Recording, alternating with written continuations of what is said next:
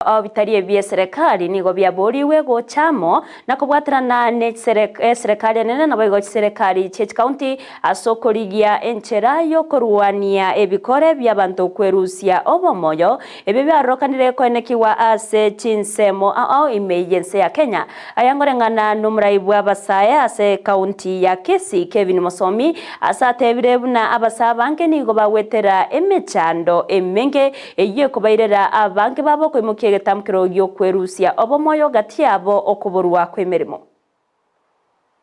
The government of Kenya, together with the county government and also some other stakeholders, especially non-governmental organizations, please to come up with programs that will talk of how these young people can sustain their life, especially this time we're experiencing hardship when it comes to economy and what have you.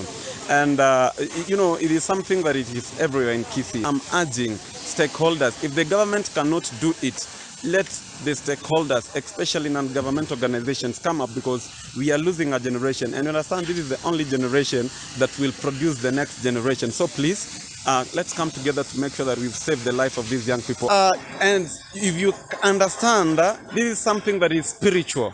And it was yesterday I said that if the clergy cannot come up, because honestly, since ever we began to hear that people are getting murdered, people are getting killed, people are dying, people are killing themselves, there is no single day we've heard any word from the clergy.